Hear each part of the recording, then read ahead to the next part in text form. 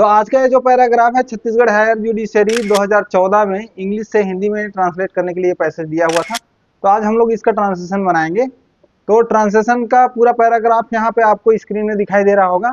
The objections as to admissibility of documents in evidence में be classified into two classes. ठीक है, यहाँ से शुरू हुआ है 1 2 करके दिया गया है और यहाँ नीचे तक। ठीक है, यानी कि यहाँ जो आपका फेयर प्ले है यहाँ तक का ये पूरा पैसेज है। ठीक है, तो अब देखेंगे कि ये जो पूरा पैसेज है इसको हमने कैसे ट्रांसलेट करना है, इसके लिए हमने क्या क्या युक्ति लगाना है, क्या हमें ट्रिक्स लगाने हैं और किस तरह से हमें समझना है इसको। देखो, सबसे पहले अगर हमें ट्रांसलेशन बनाना है तो हमें क्या चीज समझ लेना चाहिए। हमें सबसे पहला हमारा जो चैलेंज होता है वो ये होता है कि हमें शब्दों के अर्थ मालूम होना चाहिए। ठीक है, अगर अर्थ नहीं मालूम है तो जो हार्ड वर्ड्स हैं उसका अर्थ हमें पता कर लेना है या डिक्शनरी से ढूंढ के रखना है ना।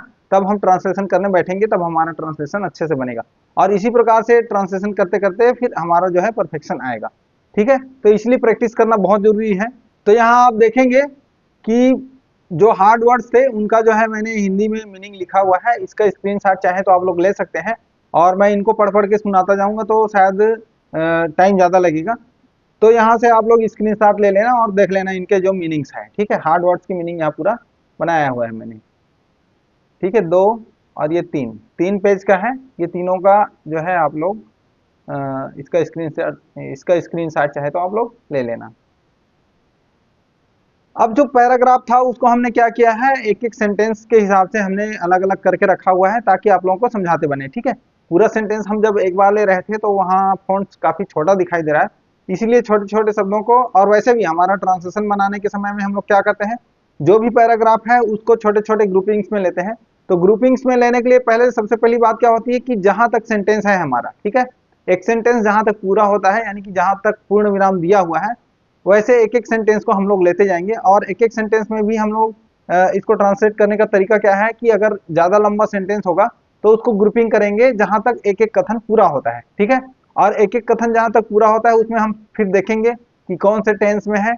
और उसके अलावा हम लोग ये भी देखेंगे, जैसे सबसे पहले ये बात बता दिया जाता है, आप लोगों को बता देते हैं इनटू टू क्लासेस करके यहाँ आगे दिया गया। तो सबसे पहली बात क्या होती है, हम 3 तरह से देखेंगे। पहला जो है, पहला चैलेंज हमारा क्या था, वर्ड मीनिंग, वर्ड्स के मीनिंग। ठीक है, वर्ड्स मीनिंग मैंने आप लोगों को बता दिया। ट्रांसलेशन के लिए हमारी दूसरी आवश्यकता क्या है, दूसरी आवश्यकता यह है कि हमें ये पहचानना होगा कि जैसे आप लोगों को पता होगा इंग्लिश में जो वाक्य होता है subject plus verb plus object करके होता है। इसको हमें हिंदी में करने के लिए, हिंदी में करने के लिए इस स्ट्रक्चर को, इस स्ट्रक्चर में है उसको हिंदी में करने के लिए हमें क्या करना है, इसको subject plus object plus verb. देखो दोस्तों, कोई भी सेंटेंस है उसमें ऑब्जेक्ट हो या ना हो, लेकिन हम एक पोर्शन बनाकर चलेंगे। ठीक है, सब्जेक्ट वाला पोर्शन, ऑब्जेक्ट वाला पोर्शन और वर्ब वाला पोर्शन। इसी तरह से देख करके फिर हम लोग क्या करेंगे, ट्रांसलेशन बनाते जाएंगे। ठीक है, चलिए देख लेते हैं। The objections as to admissibility of documents in evidence में बी क्लासिफाइड इनटू 2 क्लासेस। तो यहाँ आपको देखो, जो ट्रांसलेशन बनाने के समय में सबसे पहले मैं हमेशा बोलता हूँ कि इंग्लिश से हम हिंदी बनाने जा रहे हैं तो हमें क्या ढूंढना है, सबसे पहले वर्ब ढूंढना है। ठीक है, तो वर्ब क्या है यहाँ पे, may be classified. May be का मतलब सकता है, सकते हैं। ठीक है, सकता है, सकते हैं, इस तरह से। और क्लासिफाइड का मतलब है वर्ब का थर्ड फॉर्म है, वर्ब का थर्ड फॉर्म ये क्लासिफाइड। ठीक है, तो ये हमारा वर्ब आ गया। अब देखो, जैसे मैंने यहाँ स्ट्रक्चर में बताया है कि subject plus verb plus object. ठीक है, इस स्ट्रक्चर में रहता है इंग्लिश का वाक्य। तो यहाँ आपका क्या हो गया, ये हो गया आपका वर्ब का पोर्शन। और वर्ब से जस्ट पहले क्या होता है, यहाँ देखो सीधा सीधा दिखाई दे रहा है, वर्ब से जस्ट पहले क्या है आपका, सब्जेक्ट। तो ये वाला जो पूरा पोर्शन है हमारा क्या हो जाएगा, यहाँ से पीछे पीछे जितना भी है ये क्या है हमारा, ये सब पूरा हमारा सब्जेक्ट का पोर्शन है। ठीक है, जैसे मैंने बोला था 3 पोर्शन में डिवाइड करेंगे, है ना। तो ये जो पोर्शन है हमारा पूरा सब्जेक्ट का पोर्शन है। तो ट्रांसलेशन बनाने के समय में चाहे हिंदी हो या इंग्लिश हो, सब्जेक्ट का पोर्शन हमेशा पहले ही आता है, तो उसका पहले हम लोग ट्रांसलेशन बनाएंगे। उसके बाद में जो ऑब्जेक्ट वाला पोर्शन है इनटू 2 क्लासेस, है ना। तो ये क्या है, हमारा ऑब्जेक्ट का पोर्शन है। तो ये वाला जो पोर्शन है हमारा ऑब्जेक्ट का पोर्शन है, और ये वाला पोर्शन है हमारा सब्जेक्ट का पोर्शन है। ठीक है, तो तीनों पोर्शन को हमने कर लिया। अब इसको हम क्या करेंगे, अरेंज करेंगे। अरेंज करने के लिए जैसे हमने बोला था वर्ब से पीछे, ठीक है, तो सब्जेक्ट वाला पोर्शन है, उससे पहले क्या आना है, हमारा ऑब्जेक्ट वाला पोर्शन आना है ना। तो हम सबसे पहले जो सब्जेक्ट का पोर्शन है उसका ट्रांसलेशन बना लेते हैं। और ट्रांसलेशन बनाने के समय में ऐसा भी हो सकता है कि जो सब्जेक्ट का पोर्शन है उस पोर्शन में एक अलग से स्टेटमेंट है, वो एक अलग से कथन दिया गया हो, और उसके अंदर फिर से हमें सब्जेक्ट वर्ब और ऑब्जेक्ट ढूंढना पड़े। ठीक है, तो वैसा होने से भी फिर हमें यही प्रक्रिया को दोहराना पड़ेगा। तो देख लेते हैं यहाँ सब्जेक्ट वाले पोर्शन में क्या दिया है, the objections as to admissibility of documents in evidence. ठीक है, तो किसके बारे में बात हो रही है, ऑब्जेक्शंस के बारे में, है ना। ऑब्जेक्शंस का मतलब क्या होता है, आक्षेप। ठीक है, यानी आपत्तियां। अब आपत्तियां जो है प्लूरल में दिया है जैसे, तो आपत्तियां और आक्षेपों। तो यहाँ से सब्जेक्ट के पोर्शन में हम क्या करेंगे, यहाँ से हम पीछे पीछे को जाएंगे। ठीक है, इंग्लिश से हिंदी करने के समय हो या हिंदी से इंग्लिश करने के समय हो, इस तरह से पीछे पीछे जाना होता है। तो इन एविडेंस का मतलब क्या है, एविडेंस का मतलब क्या हो गया, साक्ष्य। ठीक है, पहला मीनिंग क्या आएगा यहाँ से, एविडेंस। इन का मतलब क्या हो गया, में, साक्ष्य में। डॉक्यूमेंट्स का मतलब क्या है, दस्तावेजों।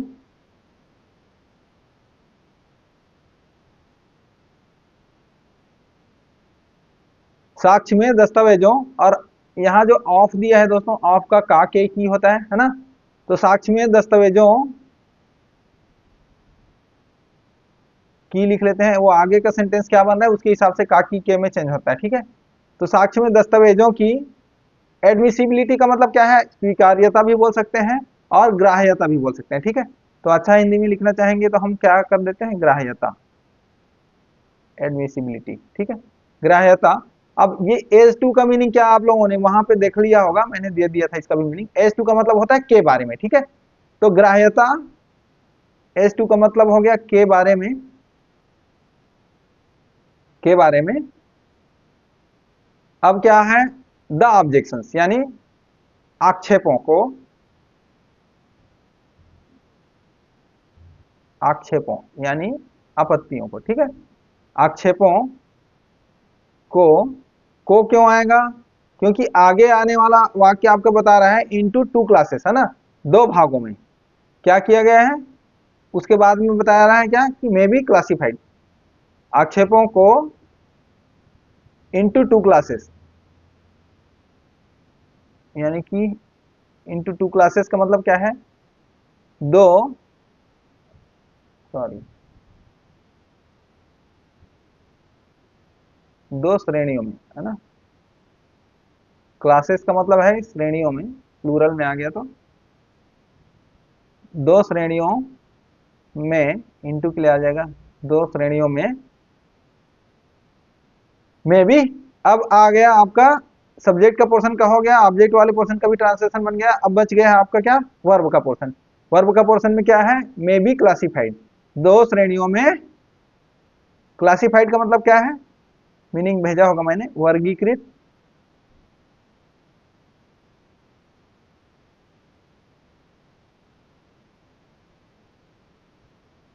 किया जा सकता है। मे भी बोला है इसलिए सकता है, सकती है ना, दो भागों में वर्गीकृत किया जा सकता है। ठीक है, तो इस तरह से आपका ट्रांसलेशन बन जाएगा। जो चैलेंज था हमारा वर्ड मीनिंग का अरेंज करने का, ठीक है, कथन को आगे पीछे करने का, और जो सब्जेक्ट वर्ब और ऑब्जेक्ट का पोर्शन ढूंढने का, तो वो तीनों चीज करके यहाँ दिखाया।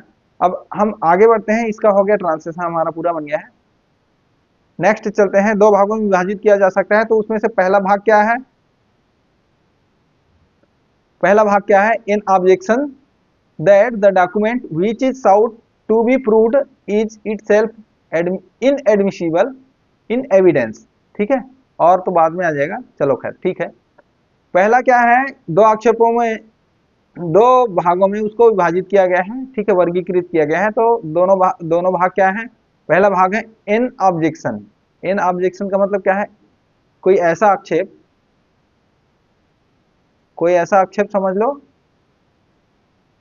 या कोई आक्षेप, इसका मीनिंग वही है, कोई आक्षेप दो भागों में वर्गीकृत किया गया है। तो पहला भाग क्या है, कोई आक्षेप हो, वो कुछ ऐसा हो कि कोई आक्षेप की, दैट के लिए आ गया की, ठीक है। The document which is sought to be proved, ये उसके बाद में क्या है, इज इट सेल्फ इनएडमिसिबल, ये आपका क्या है, ये वर्ब का पोर्शन हो गया। और ये जैसे मैंने बोला ये वर्ब है, तो इसके पीछे पूरा क्या है, यहां से लेकर के यहां तक, ठीक है, यहां तक क्या है आपका सब्जेक्ट का पोर्शन है। और ये जो है क्या, इन ऑब्जेक्शन यानी आक्षेप के बारे में बताया जा रहा है कि क्या है वो, ठीक है। तो ये पूरा पोर्शन, वर्ब से पूरा पोर्शन क्या है आपका सब्जेक्ट का पोर्शन है, ठीक है। और इन एविडेंस बोला है तो ये आपका ऑब्जेक्ट के पोर्शन में आएगा, ठीक है। ये आपका ऑब्जेक्ट के पोर्शन में, ये रहेगा आपका वर्ब का पोर्शन, ये रहेगा आपका सब्जेक्ट का पोर्शन। तो कोई आक्षेप की टू बी प्रूव्ड, अब देखो मैंने बोला था जो सब्जेक्ट के पहले जो आपका, सॉरी, जो वर्ब के पहले जो आपका सब्जेक्ट का पोर्शन है उसके अंदर भी कोई स्टेटमेंट हो सकता है, कोई कथन हो सकता है, और उसके अंदर में भी सब्जेक्ट वर्ब और ऑब्जेक्ट अलग से हो सकते हैं, ठीक है। आप इसको हटा के जिसमें की समझ लो, जिसमें की कोई आक्षेप ऐसा हो जिसमें कि the documents which is sought to be proved, जिसमें कि दस्तावेज, ठीक है, इस पोर्शन में क्या आ जाएगा, दस्तावेज क्या है, इसके पोर्शन के अंदर में भी क्या आ गया आपका, ये डॉक्यूमेंट क्या है, सब्जेक्ट हो गया। विच इज, जिसे, इज साउट क्या हो जाएगा यहाँ पे, इज एम आर और वर्ब का थर्ड फॉर्म साउट, ठीक है। साउट का मतलब क्या है, खोजना, मांगना, ढूंढना, या तलब करना, या इच्छा करना, है ना। तो टू बी प्रूव्ड यानी साबित किया जाना है, जिसमें कि दस्तावेज, विच, विच के लिए आ जाएगा जिसे। अब यहाँ इज साउट क्या है, वर्ब का पोर्शन है इसके अंदर में, ठीक है। तो वर्ब का पोर्शन है तो ये वर्ब का पोर्शन आपका बाद में आएगा, is sought. To be proved आएगा पहले, ठीक है, ऑब्जेक्ट के पोर्शन में है। तो कोई आक्षेप जिसमें कि दस्तावेज, जिसे, टू बी प्रूव्ड का मतलब क्या है, साबित, टू बी प्रूव्ड का मतलब ये ऑब्जेक्ट के पोर्शन में है ना आपका, तो इसका हम ले आएंगे सब्जेक्ट के बाद में। ये आपका सब्जेक्ट है दस्तावेज, और ये ऑब्जेक्ट के पोर्शन में है, ठीक है, जिसे साबित, जिसे साबित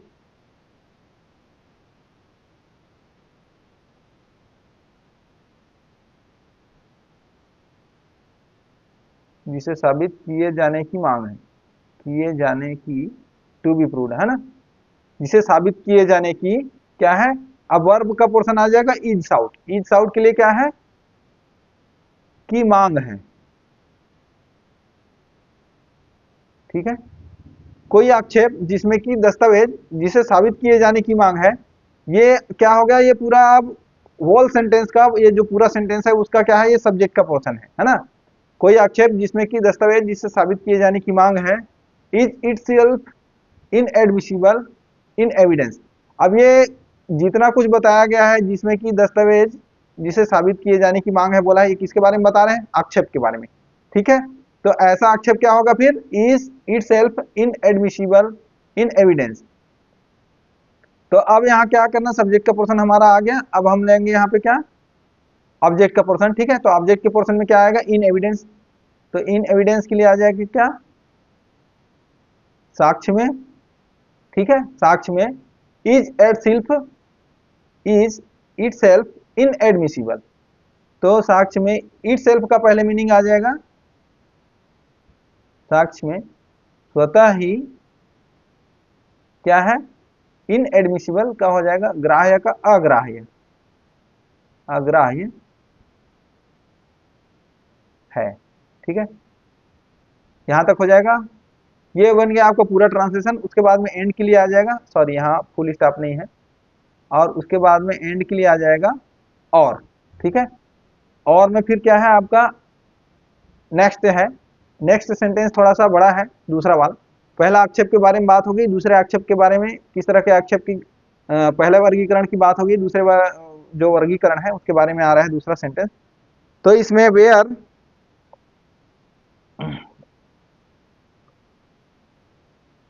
हाँ, तो इसमें आ रहा है where the objection does not dispute the admissibility of the document in evidence but is directed towards the mode of proof alleging the same to be irregular or insufficient। अब ये लंबा सेंटेंस है, लंबा सेंटेंस है तो जैसे मैंने बताया छोटा करना है ना। छोटा कहाँ से करेंगे, कैसे करेंगे, देखिए मैं बता रहा हूँ। जहां बर्ड से, एंड से और किसी चीज से जुड़ा हो, ठीक है, वहां से छोटा करेंगे, या जिसके दो पोर्शन में एक अलग स्टेटमेंट पूरा होता हो, ठीक है, या जिस पोर्शन में अलग से एक वर्ब रखा हो, ऐसे कर करके अलग करेंगे हम, ठीक है। Where the objection does not, अब यहाँ पे, यहाँ से हमने बर्ड से अलग किया, तो बर्ड से अलग करने के टाइम पे आप देखेंगे कि where the objection does not dispute, तो यहाँ पे वर्ब क्या है आपका, डज नॉट डिस्प्यूट, ठीक, यहाँ हो गया the admissibility of the document in evidence, ये हो गया। उसके बाद दूसरे पोर्शन में वर्ब क्या है आपका, इज डायरेक्टेड वर्ब है और सब्जेक्ट उसका वही रहेगा। तो इस तरह से आपने बनाना है।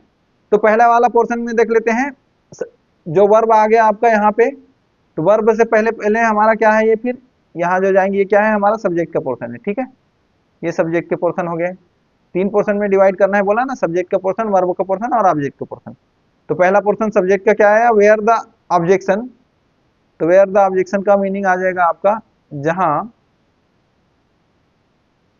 आक्षेप, अब ये वर्ब वाला पोर्शन बाद में आएगा, उससे पहले क्या आएगा आपका ऑब्जेक्ट वाला पोर्शन। ऑब्जेक्ट वाले पोर्शन में क्या है, the admissibility of the document in evidence, ठीक है। तो इसका भी ट्रांसलेशन हम बनाएंगे, तो क्या करेंगे, हम पीछे पीछे जाकर के बनाएंगे इस तरह से, ठीक है, इस तरह से पीछे जाएंगे। जहां आक्षेप इन एविडेंस बोला है, तो साक्ष्य में, साक्ष्य में डॉक्यूमेंट्स के लिए हो जाएगा दस्तावेज, साक्ष्य में दस्तावेज, ऑफ के लिए हो जाएगा की, पीछे पीछे को जा रहे हैं ना, ध्यान रखना इस तरह से। ऑफ के लिए हमने लिख दिया की, एडमिसिबिलिटी के लिए आ जाएगा क्या, ग्राह्यता, एडमिसिबिलिटी के लिए आ जाएगा ग्राह्यता। अब आपका क्या है, वर्ब का पोर्शन का आपका ट्रांसलेशन बनना है, डज नॉट डिस्प्यूट, जहां आक्षेप साक्ष्य में दस्तावेज की ग्राह्यता में हमें ऐड करना पड़ेगा विवाद नहीं करती, में विवाद, डिस्प्यूट के लिए आ जाएगा विवाद, डज नॉट के लिए हो जाएगा नहीं करती है। यानी कि प्रेजेंट का जो वाक्य है निगेटिव में है और सिंपल प्रेजेंट का वाक्य है, सिंपल प्रेजेंट में डज और डू लगता है ना, तो ये जो डज है सिंगुलर के लिए डज आता है, तो डज आ गया, ठीक है। जहां आक्षेप साक्ष्य में दस्तावेज की ग्राह्यता में विवाद नहीं करती, लेकिन बट के लिए आ जाएगा, फिर बट से जुड़ेगा दोनों वाक्य, लेकिन अब यहाँ पे सब्जेक्ट क्या रहेगा आपका, सब्जेक्ट यहाँ पे जो साक्ष्य है ना आपका, सॉरी आक्षेप है जो, ये आपका सब्जेक्ट है, तो ये सब्जेक्ट यहाँ पे कंटिन्यू रहेगा। उसके बाद में यहाँ क्या आ गया है आपका, इज डायरेक्टेड, लेकिन करके दिया था तो सब्जेक्ट वहां से जुड़ा हुआ है, उसी सब्जेक्ट के बारे में बात हो रही है, ठीक है। तो इज डायरेक्टेड, अब ये आपका वर्ब है यहाँ पे इस पोर्शन में, तो ये इसका मीनिंग आएगा बाद में। उसके बाद, उससे बाद में जो दिया है ये पूरा क्या है, ऑब्जेक्ट का पोर्शन है, तो हमें इसका ट्रांसलेशन बनाना है। और ट्रांसलेशन कैसे बनेगा, पीछे पीछे जाकर। लेकिन पीछे जाने के समय में एक बात आप लोगों को याद रखना है, जो कथन या जो स्टेटमेंट जिस सीक्वेंस में दिया है उसी सीक्वेंस में आएगा, यानी पहली बोली गई बात पहले आएगा, ठीक है। तो इसमें दो बातें बोली गई है, towards the mode of proof alleging the same to be irregular and insufficient. तो टू बी इरेगुलर बोला है, तो इसका ट्रांसलेशन पहले बनेगा, एक नंबर सीक्वेंस में पहले आएगा, और इनसफिशिएंट बोला है तो दो नंबर ये दूसरे नंबर पे आएगा, ठीक है। लेकिन इरेगुलर के लिए क्या आ जाएगा, अनियमित, अनियमित, या इनसफिशिएंट के लिए क्या हो जाएगा, अपर्याप्त।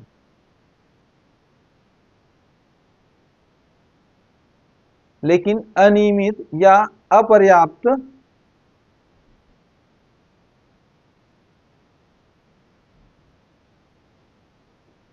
होने का, अलेजिंग का मतलब क्या है, आरोप लगाना है ना, होने का आरोप लगाते हुए या लगाकर, आरोप लगाते हुए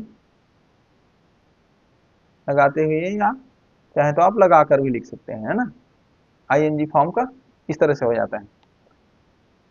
द सेम बोला था, सेम का हमसे छूट गया, the same to be irregular और इनसफिशिएंट बोला था, तो लेकिन उसे या इसे बोलना था हमें, लेकिन इसे या इस पर, ठीक है, ऐसा बोलना चाहिए था। अनियमित या अपर्याप्त होने का आरोप लगाते हुए, या अगर आप यहां नहीं लिख रहे हैं तो इसे अब चाहे आप लिख सकते हैं, लगाकर इसके क्या है, मोड ऑफ प्रूफ, ठीक है, प्रूफ के लिए मतलब क्या हो गया, सबूत,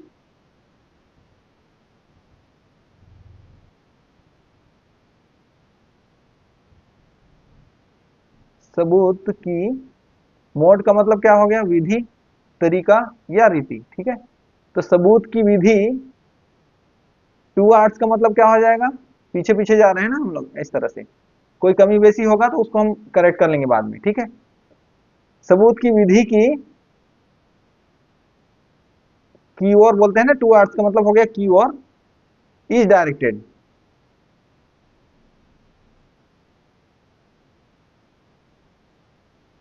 निर्देशित